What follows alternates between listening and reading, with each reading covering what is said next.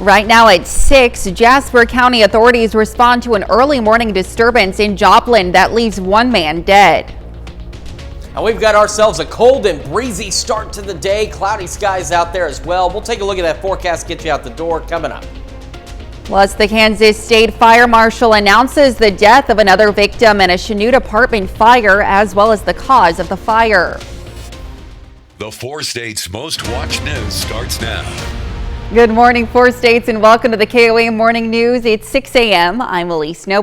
I'm Chris Warner. It is Tuesday, and that cold front came through with a vengeance last night. Yes, it did. It's freezing out there. It is. We got a few scattered thunderstorms, well, even more so isolated thunderstorms in the evening. Outside of that, it didn't do much, which is good. Right. We didn't need severe weather. We need the rain, but we don't want severe weather to go with it. But then those winds picked up and those temperatures dropped. Yes, they did. It was got very cold, and it is very cold as we get our day underway. Our camera on top of the Cornell Complex downtown Joplin. You can see the flags on City Hall blowing in the wind. You can also see the clouds out there, pretty low cloud base as we get the day started as well. And it is, again, very cold across the area. MoDOT camera, 32nd in range line, looking back to the west, shaking a bit in the wind as well. And it's going to stay breezy for the next several hours, which is going to keep our wind chills down pretty low as well. We're sitting at 32 in Joplin right now and 32 in Pittsburgh, so a very cold start to this day compared to what we've seen. The cold front now off to the eastern side of the state, crossing the Mississippi.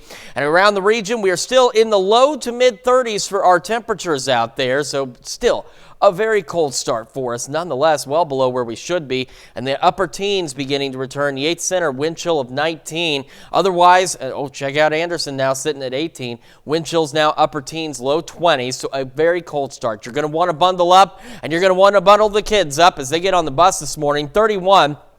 Cloudy, breezy, west winds 15 to 20, gusting to 35, keeping those wind chills into the upper teens and 20s out there. Mostly cloudy when the bus brings them home, 42, west winds 10 to 20. The good news is, yes, we could still see a gust or two to 30, but the further into the afternoon and evening we go, the more those winds are going to let up for us. We're going to be cloudy to get our day underway. Few peaks of sunshine later this afternoon into the evening hours, and the best we're going to do is about 20 degrees cooler than what we did yesterday as we hang out in the low to mid 40s today. Warm weather will return, but then we've got another system that's going to cool us back down. We'll talk about all that in the full forecast a little later. Elise? Thanks, Chris. A Joplin murder suspect pleads not guilty. Authorities say Scott Burleson stabbed and killed Seth Langford of Carl Junction.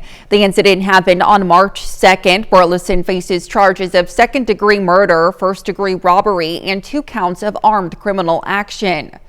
Joplin police investigate a deadly shooting they say started with a reported disturbance. It happened just before 10 yesterday morning at Hillbilly Pumping on 1845 Pump Lane. Authorities say someone reported a disturbance. When officers arrived, they found 37-year-old Travis Wyrick of Joplin dead on the property. No arrests have been made in the case, but police say there is no threat to the public. The Kansas State Fire Marshal says a second person has died from last week's apartment fire in Chanute. Officials say 90-year-old Jolivin Haymaker died from severe injuries in the hospital on Saturday. Haymaker is the second victim of Thursday's Cornerstone Apartments fire. The first is 22-year-old Kaylin Jones, who was found dead at the scene. 7 other residents of the building were injured but have since been released from the hospital. The fire marshal also determined the cause of the fire to be accidental, saying it started due to carelessly discarded smoking materials on a balcony. A tractor-trailer grain hauler folds in Jasper County and blocks a roadway yesterday morning. It happened about 7:15. The crash happened on Chapel Road and Driftwood Lane. According to officials, a vehicle swerved into the truck's lane and caused the trailer driver to strike a culvert. The collapse spilled a small amount of corn on the road. The USDA has been contacted regarding the 53,000 pounds of corn for livestock. There are no reported injuries. Fire departments in Oklahoma are training with new electric and hybrid vehicles. Logan County firefighters practiced helping drivers in emergencies in these newer models. They require different tools and techniques. Firefighters could get shocked or even electrocuted if not handled properly. Yesterday, the Arvis Foundation granted $25,000 to the new community ride system in Southwest Missouri. The Economic Security Corporation began CARS, or Community Action Ride System, in response to the loss of the trolley system in the area. The program will serve Barton, Jasper, Newton, and McDonald counties in Missouri. Volunteer drivers are encouraged to participate. You know, there's a ton of organizations in the Joplin area and Newton County and in all these areas. There's a ton of organizations. We really like to find those organizations that are reaching far, right? So the ones that are making a difference, like we heard Kavanaugh say, in all of the counties she listed. You know, this is one of those that's going to touch a lot of lives and provide access to a service that we've been without now for a year and a half.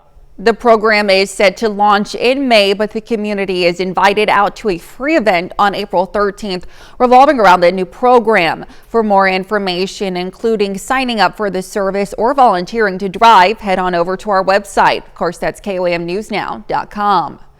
Ribbon Road in Ottawa County is some of the only original road left of Route 66, but a proposal to repair the 3-mile stretch of the historic highway is raising concern. The current proposal calls for milling and revamping the original road.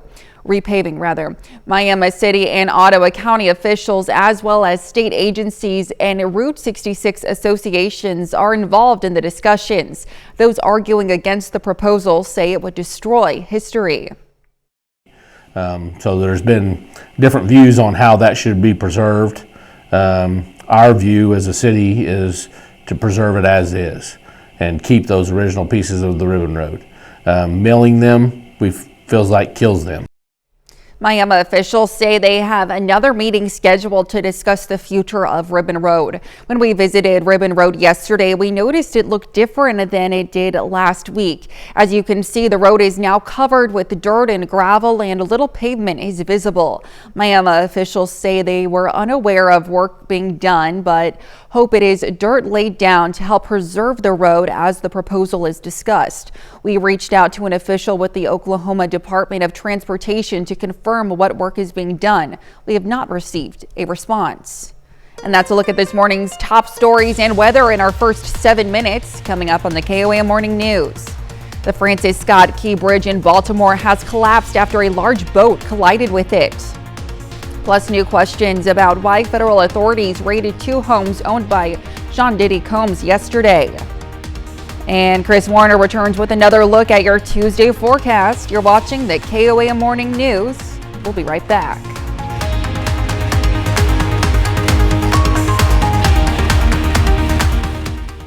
Casino brings you the ultimate entertainment experience from exciting casino recliners $359, dinettes and 4 chairs $249.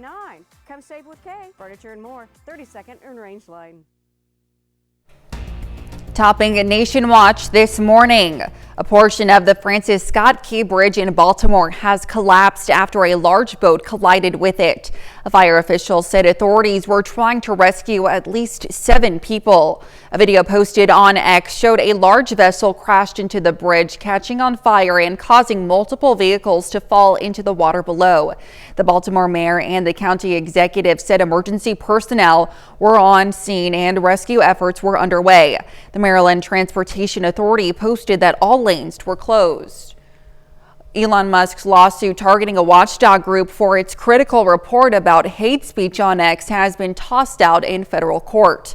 In a blistering 52-page order issued Monday, a federal judge blasted X's case as plainly punitive rather than about protecting the platform's security and legal rights. X's lawsuit had accused the Center for Countering Digital Hate of violating the company's terms of service when wrote about hate speech on the platform following Musk's takeover of Twitter in October 2022. X has blamed the center's reports, which showcase the prevalence of hate speech on the platform, for amplifying brand safety concerns and driving advertisers away from the site. In the suit, X claimed that it had suffered tens of millions of dollars in damages from the publications. New questions this morning about why federal authorities raided 2 homes owned by entertainment mogul Sean Diddy Combs yesterday. Armed authorities could be seen at his estates outside of Los Angeles as well as Miami. This comes after months of multiple sexual misconduct allegations against Combs. CBS's Jared Hill has the latest. All right, they just made their way in. Growing concerns today after armed Homeland Security agents raided the LA and Miami homes of music mogul Sean Diddy Combs Monday. Sources tell CBS News the simultaneous searches are part of a possible sex trafficking investigation by federal agents in New York. The fact that you see federal law enforcement raiding 2 of Sean Combs' homes indicates that they think that there is evidence of potential wrongdoing at those residences. You can see people in handcuffs outside of Combs' California property, though no sign of Diddy himself. The execution of simultaneous search warrants indicates that they don't want anybody to hide potential evidence of wrongdoing. For the past few months, Diddy, one of the biggest names in entertainment, has been embroiled in numerous sexual assault allegations. Last November, his former girlfriend, R&B singer Cassandra Ventura, better known as Cassie, filed a federal lawsuit alleging a long history of violence and abuse in the nearly decade-long relationship. She reached a settlement with Combs, while the entertainer denied any wrongdoing. Since then, Combs has been accused of sexual misconduct in 5 different civil suits, including last month from Diddy's former music producer Rodney Jones, who claimed the mogul sexually harassed and drugged him sometime between 2022 and 2023. Jones also said Combs pressured him to hire prostitutes and perform sex acts. Combs' attorney called the allegations pure fiction. Jared Hill, CBS News, New York. We're told at least 2 people were arrested at Combs' California home. Sean Combs has denied all the allegations against him. And that's a look at some of today's top national stories. Here's Chris with a look at your forecast. Yeah, we've got a cold and breezy start to our day. Skywatch Storm Tracker showing us plentiful clouds, a few light snow showers earlier, and we do have a few stray flurries here and there, but thankfully none of that is going to add up to anything. Our camera 7th and range line also showing cloud cover. It's a pretty low cloud base this morning. As we go through today, we're going to be about 20 degrees cooler than where we were yesterday with cloudy skies and just all around chilly temperatures, highs right around the mid-40s. We're going to talk more about the forecast and when the warm weather returns when the KOAM Morning News returns. At Kubota of Joplin, we're all about getting it done. Now's the time to get the L25. For the ones you love. That's the value of ownership. Hero Fund USA and KOAM News Now supporting the 4 states' first responders. One man in North Carolina found joy in a hobby he started decades ago. He tells Justin Berger how he is spreading that joy to children and adults, one Pez dispenser at a time. You name it. Games, toys, all kinds of glassware and pottery. Okay, we'll go to the World's Fair room. Just a little bit of everything there. Walter Cranford collects it. But this game is from 1947. And I got a huge ashtray collection that was from Nashville, but this is hand blown. But amidst the maze of antique treasures, the main event is the Pez collection. And lots of people looked in here and about everybody says, wow. Pez dispensers. And this is only 1/10 of the former Statesville Brick Company salesman's collection. I have sold a couple out of here, and the reason why I did that, the one lady said, please, can I take some of your babies home with me? She was a big Pez collector, and I let her buy about 3 Pez dispensers, but I had doubles of them or triples of them. So. What do the kids think when they see that room? Oh, their eyes, I mean, they're just amazed. The craze started with a $4 Pinocchio purchase 30 years ago. And I found out that it was worth $150 at that time. I need to start collecting these. Cranford's collecting habit. Well, even when I was a little kid, my dad had a guy that tilled his garden for him, and I'd follow behind him picking up arrowheads. So I think that really was my very first thing. Became his retirement plan. It's more of a hobby than it is a business. 10 years since Newton Antiques and Collectibles opened. I've probably given away thousands of Pez dispensers since I've been here. I'm sure I have. It's the smiles that sustain Cranford. If I see a kid walking up the street with their mom, I say, come in here and get a free Pez dispenser. Well, certainly an impressive collection. Well, now here's Chris with a quick look at your forecast. Yeah, again, it is cloudy and cold as we get this day underway. We're going to have the full look at your forecast, including when the warm weather returns right after this. The FBI's are back. Is there going to be another attack? I'm trying to find the guy who tried to kill my team. Sponsored by Integris Health, with hospitals in Miami and Grove. Integris Health, partnering with people to live healthier lives. Welcome back to the KOAM Morning News. It is 6:21 now on this Tuesday morning. It is breezy, it is cold, it is cloudy. All of those things visible from our camera on top of the Cornell Complex in downtown Joplin, except for the cold. We've gone over that. We're not going to go into that again. MoDOT camera 32nd in range line, shaking a bit with those gusty winds. Looking back to the west, it's cloudy out there. KDOT camera also showing those cloudy skies as well. They're right up there. Trust me, it is cloudy. And it's going to stay that way for the majority of our day. Unfortunately, it's also going to stay cold out there. Take a look at this. 32 in Joplin right now. Feels like 20. West-southwest breeze at 21, gusting to 32 out there. So a very gusty wind. At cold front, now crossing the Mississippi. We are sitting in the low to mid 30s for the most part across the area.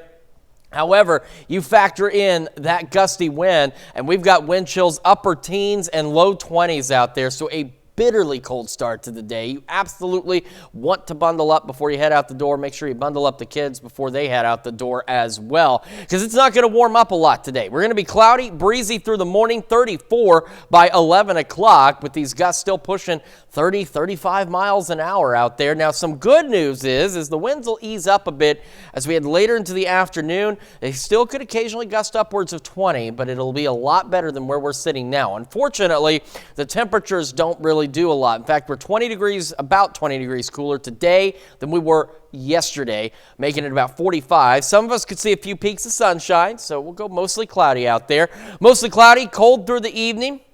Winds still occasionally gusting to 20, but again, a lot better. And they're going to ease up even more overnight. We're going to get more sustainable, more reasonable winds, not sustainable, but reasonable winds. The other concern, though, tonight and tomorrow night is widespread frost across the region. I know a lot of plants are in their spring blooms out there, so if you can cover them up, great. If you can bring them in tonight and tomorrow, even better. We're going to fall back upper 20s tonight and see some gradual clearing and be partly cloudy overnight. We'll start our Wednesday mostly clear, and then we'll see a few clouds here and there. A little warmer, but still below normal, mid-50s, and then we've got another pretty cold night tomorrow night, 32. But take a look at these temperatures as we head into the weekend and the start of next week. We'll go upper 70s, pushing close to 80, so make sure you dress appropriately for those Sunday Easter egg hunts out there, and also keep an eye out of the sky. We've got another system bringing some shower and thunderstorm chances late Sunday into Monday and Tuesday. It also brings us considerably cooler temperatures Tuesday, Wednesday, and Thursday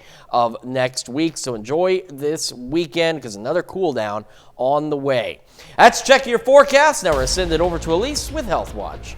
Researchers at the University of South Carolina have discovered that statins normally used to lower cholesterol can be used to improve gum health. They found statins can lower inflammation from periodontal disease. Scientists say the drug treatments may one day replace invasive procedures like surgery to treat gum disease. A new study finds similarities between cancer tumors and tuberculosis. Researchers at the University of Notre Dame are experimenting with drug combinations used to treat cancer to see their effectiveness on tuberculosis granulomas, which are tight clusters of white blood cells. They're finding the cancer drug can open blood flow to the clusters so medication can get to the TB bacteria. And people continuously exposed to bright artificial light at night may be at a higher risk of having a stroke. That's according to researchers in China, who found the excessive use of artificial light can also be a potential risk to brain health. They advise people living in urban areas to limit their exposure to bright lights. April 26th is Purple Day, a global effort to raise awareness about epilepsy. About 50 million people around the world suffer from the condition, but it can often go undiagnosed. Bradley Blackburn has the story of one young woman who had a long journey to get vital treatment. For nearly a decade, Ivy Hogan lived with a medical mystery. When she was just 17, she started experiencing episodes where she'd lose her vision. Some mornings she'd wake up with blood on her pillow from biting her tongue. It would just hit. It would kind of creep in from the sides. Her parents were alarmed, but she says her pediatrician diagnosed it as migraines and stress. You never thought this was a seizure, though? No. That was never on my radar. She lived with the symptoms for years, through college and after she married her husband Jake. 4 years ago, in the middle of the night, he woke up to her clearly having a seizure. I'm just so lucky that he was there. She finally got the right diagnosis from Dr. Madeline Fields at Mount Sinai in New York. Hogan has a type of epilepsy that is triggered by hormones. You can see these rhythms persisting. Hogan's brain scans show how a seizure is an earthquake in the brain, but her story proves they come in many different forms, some very subtle. The vast majority of seizures are not the classic, what you see on TV, sometimes called grand mal or tonic-clonic convulsions. It's often what brings people to medical attention, but is not typically how people present with seizures. The diagnosis and correct medication have given Hogan her life without fear of seizures. I feel like I'm glad that this happened to me because I know that I'm strong enough to deal with it. And she wants others living with a mystery to keep asking for answers. Bradley Blackburn, CBS News, New York. Hogan has been seizure-free for nearly a year, and after her experience, she's decided to change careers and study to become a neurology nurse to give others with epilepsy the care that has made such a difference for her. And that's a look at some of today's top health stories. We'll be right back. In the heart of Grove, Oklahoma, a new era of healthcare has arrived. Introducing Integris Health. When it's that delicious, you can call it whatever the heck you want. New dirty drinks now at Sonic. Right now at 6:30, Missouri Southern hosted a first drop-in to celebrate the new on-campus skate ramp. And we've got ourselves a cloudy, cold, and breezy start to the day. We'll take a look at that forecast, get you out the door coming up. Plus, we'll hear from Jasper County election officials about Election Day rules regarding electioneering. The 4 states' most watched news starts now.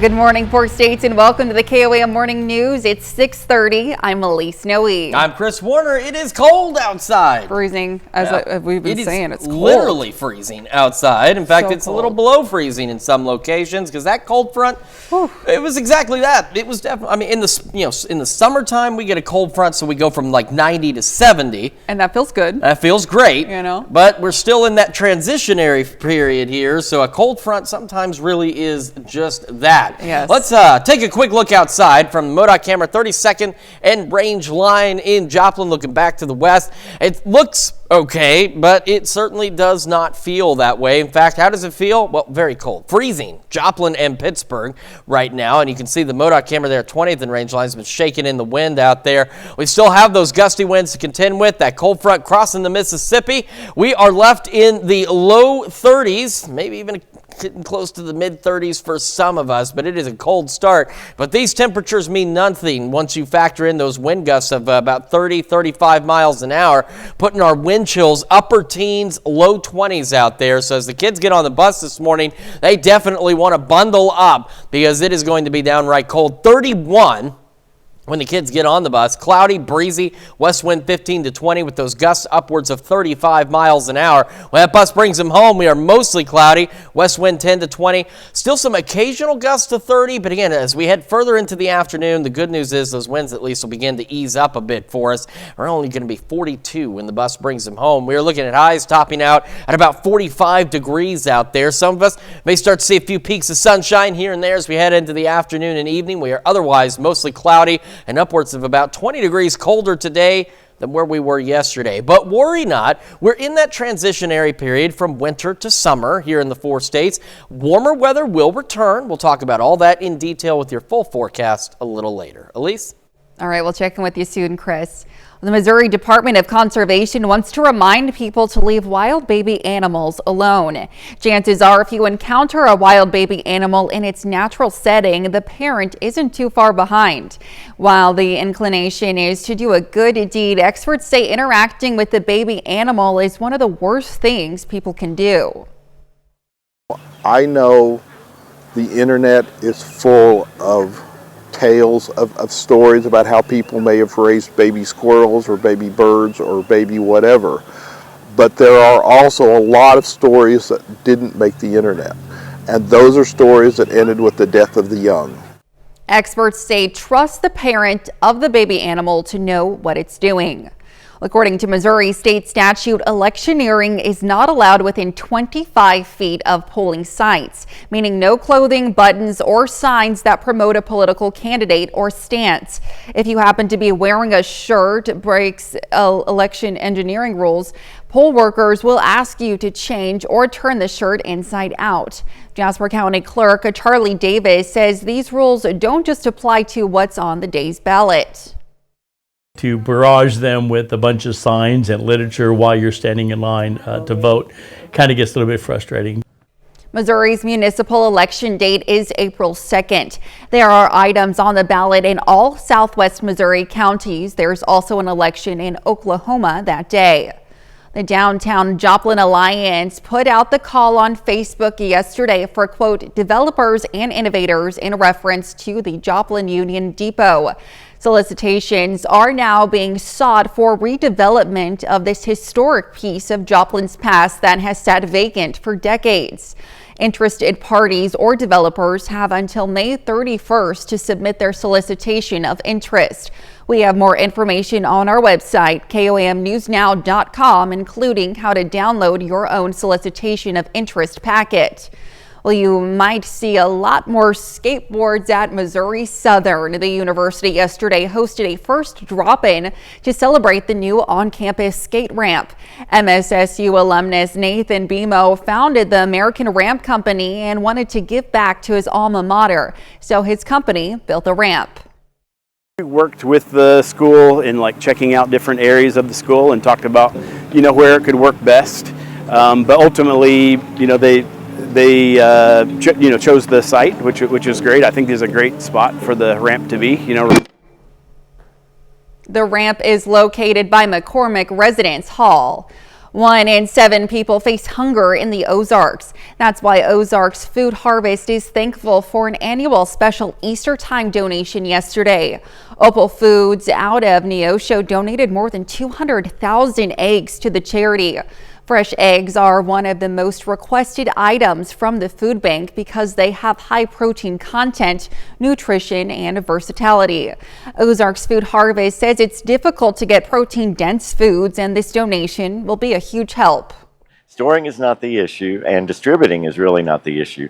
A lot of these eggs will be out by the end of this week, before Good Friday even. So it takes a lot of food to feed a third of the state, which is what Ozarks Food Harvest does. We're thrilled for this, and they're going to be on tables by the end of this week.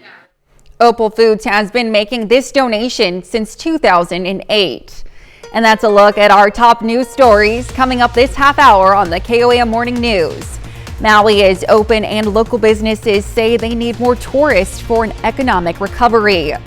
And we have a cool and cloudy day today. We'll have what to expect with Chris Warner in the Skywatch Weather Center. You're watching the KOAM Morning News. We'll be right back.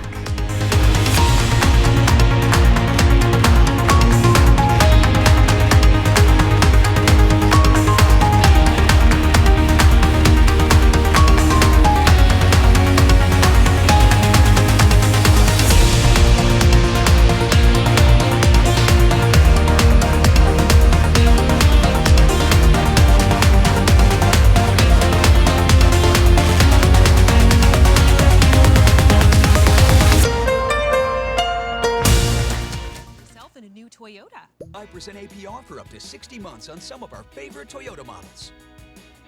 Toyota, let's go places. In Consumer Watch this morning, several months ago, a wildfire ravaged Maui, killing more than 100 people and destroying 2,200 structures.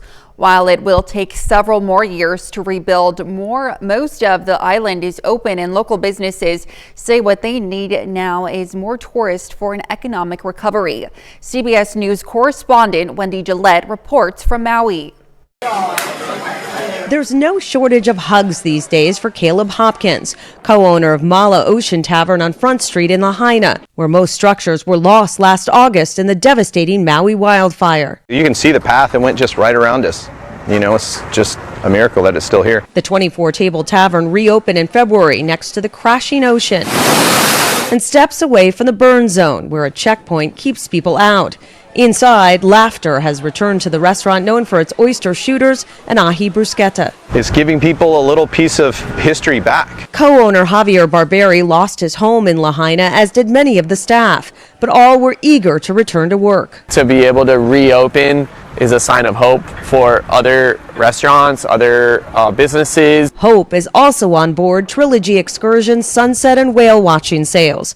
The night of the fire, co-owner Riley Kuhn rescued people who ran into the ocean to escape the flames, even as one of his boats and 2 family homes burned. Maui's going to take a long time to heal. This fire has affected everybody. The Hawaii Tourism Authority says Maui visitor arrivals are down about a quarter since the fire, as is overall spending. A critical drop on this island, heavily dependent on tourism dollars. 70 cents of every dollar circulating in Maui's economy is attributable to visitor spending. Many hotels are pitching in. In Waikiki, the Royal Hawaiian is donating $1 to the recovery for each signature Mai Tai that's ordered. At Maui's Fairmont Kealani in Wailea, where we also stayed for a special rate, the new lobby bar Pilina is using island-sourced ingredients to support local businesses. And at its just-opened cultural center, visitors can experience traditional songs about Lahaina and hula.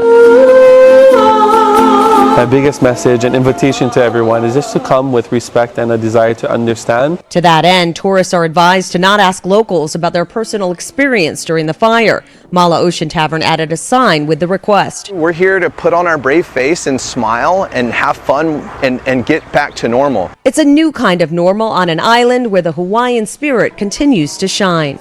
Wendy Gillette, CBS News, Maui. The Hawaii Tourism Authority has a list of tips to be a compassionate traveler to Maui, including not going near the burn zone or taking pictures of it or anything else that's sensitive. Florida Governor Ron DeSantis signed a bill that would create one of the nation's most stringent social media bans for minors.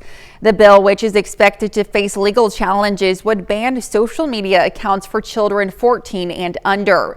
It would require parental permission for 14 to 15-year-olds. It's set to take effect in January of 2025. The IRS is giving taxpayers a heads up about more than $1 billion in unclaimed refunds.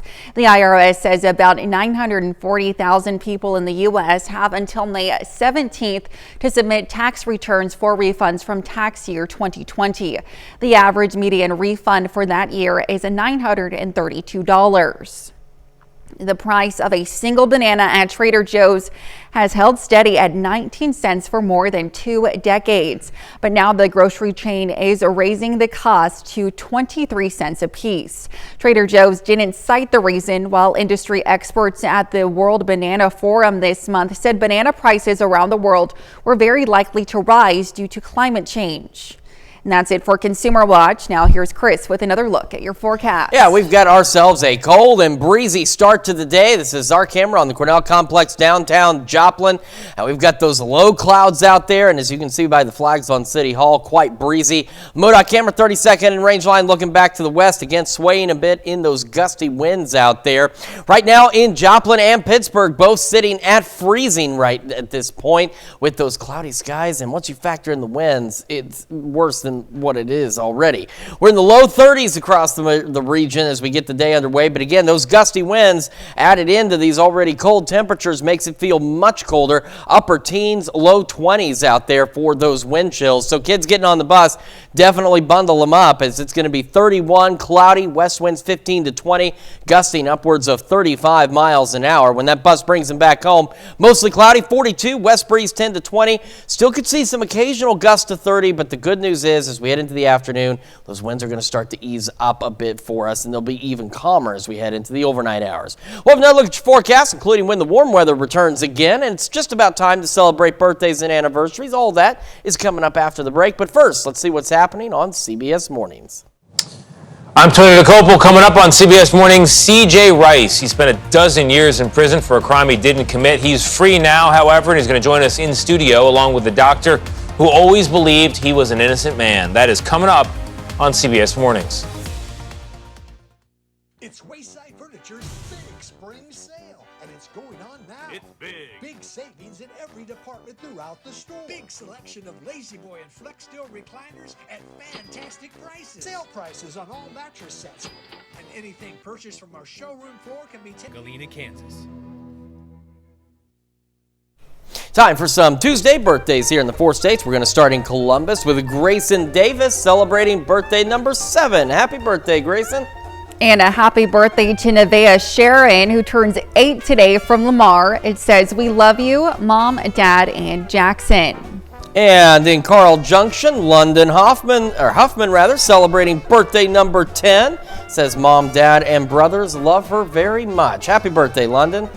And over in Columbus, Cade Hutto is turning 11 today. Happy birthday, Cade. It says that he plays on the Riverton baseball team. All right. And over in McCune, Kennedy Keller celebrating birthday number 15. A very happy birthday to you, Kennedy.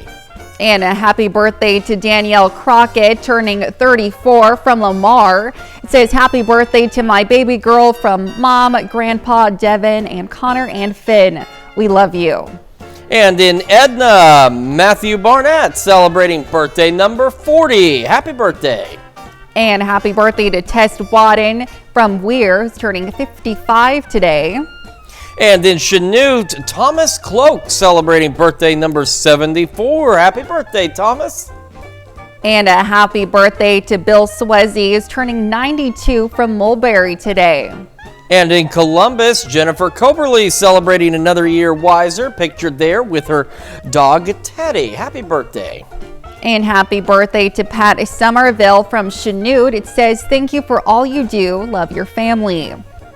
And we've got Sherrick Dermott celebrating a birthday in Joplin with love coming from your family. Happy birthday, Sherrick.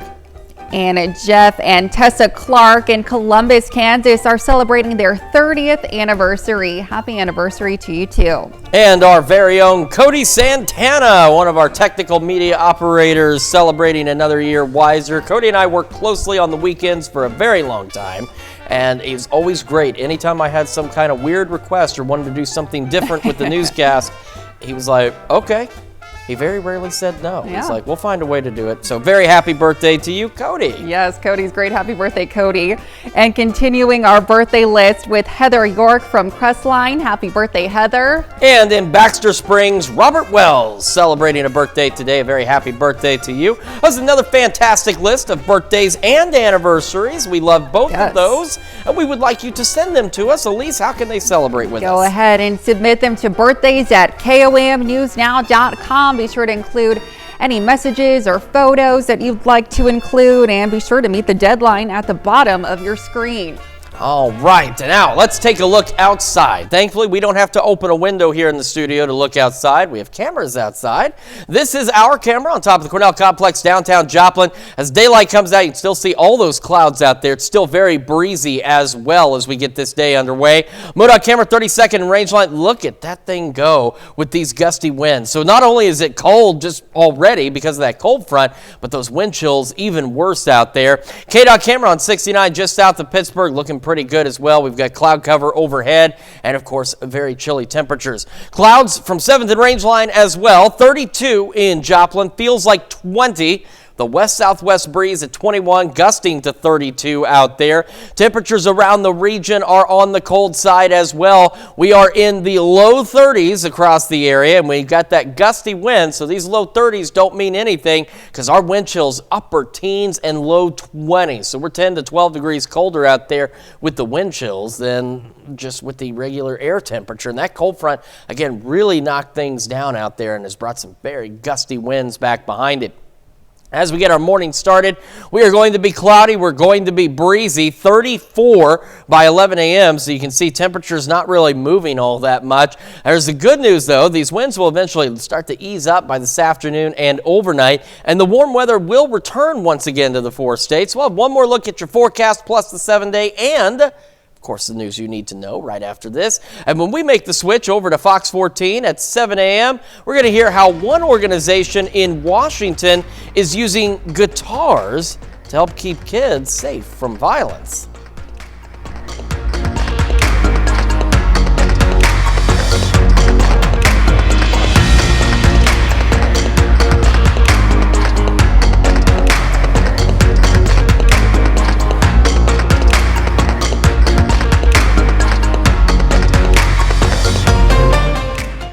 Birdsong, a 4-state hero.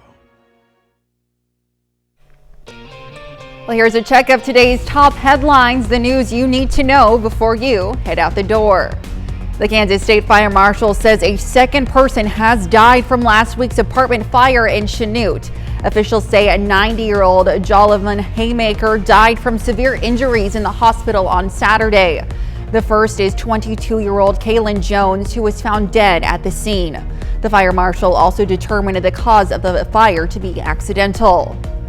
Joplin police investigate a deadly shooting they say started with a reported disturbance. It happened just before 10 yesterday morning at Hillbilly Pumping on 1845 Pump Lane. When officers arrived, they found 37-year-old Travis Wyrick of Joplin dead on the property. No arrests have been made in this case, but police say there is no threat to the public. The Downtown Joplin Alliance put out the call on Facebook yesterday to quote developers and innovators about the Joplin Union Depot. Solicitations are now being sought for the redevelopment of this historic piece of Joplin's past that has sat vacant for decades. Interested parties or developers have until May 31st to submit their solicitation of interest. And that's a check of today's top headlines, the news you need to know before you head out the door. All right, heading out the door, it's cold. It's going to stay chilly today, mostly cloudy this afternoon. The winds will start to ease up a bit for us, though, which is good news. Highs only about 45, so about 20 degrees cooler than yesterday. Mostly cloudy through the evening, gradual clearing overnight, widespread frost tonight. So if you've got some plants that are blooming that you can either cover up or bring in, you want to do that tonight and tomorrow night. We fall back into the upper 20s. Tomorrow, warmer, but still below normal, mid-50s and 32 tomorrow night. They will start to warm up, pushing close to 80 heading into the weekend with another system Sunday, Monday, Tuesday. More showers and storms and cooler temperatures follow that system as well. At least it'll be heating up on the weekend because this is unbearably cold. It is. I hate it. All right. Thanks, Chris. Well, coming up today at noon, we're making sweet and sour meatballs in the Mr. Food Test kitchen. And your morning news continues on KOAM with CBS Mornings. Breaking overnight, a massive bridge collapsed in Maryland, apparently caused by a cargo ship colliding with it. Next on CBS Mornings, I'll have team coverage with the latest from the scene. Or you can switch on over with us on Fox 14, where your only local morning news continues. This morning, Pastor Aaron Schumann and Chris Hicks join us in the studio to talk about the pancake feed and Easter egg hunt, as well as Mommy and Me group. Plus, Charlene Patton joined us in the studio to show us how to make blueberry banana coffee cake. Ooh. That is a good thing for this time of year, isn't it? Maybe like warm yourself up with these temperatures too. That'd be delicious. Gosh. Yeah, I think that's not a bad idea. Also, anytime it's called taco night, always a great night. And it's Tuesday. It is. Oh, that is true. It is Tuesday. Well, we've got Taquito Tuesday at home tonight. Ooh. The wife makes these red sauce and taquitos. Oh, yeah, that sounds layers good. them with cheese, and oh my gosh, there's never enough of them for everyone. Kind of like taco Save night. me a plate. There won't be any left to save, unfortunately. Yeah, Dang. 3 kids, man. They're hungry hippos. They will eat everything in sight and still be hungry. Well, that's it. Thanks for joining us. We'll be back here tomorrow morning at 5 a.m. And we'll see you today at noon.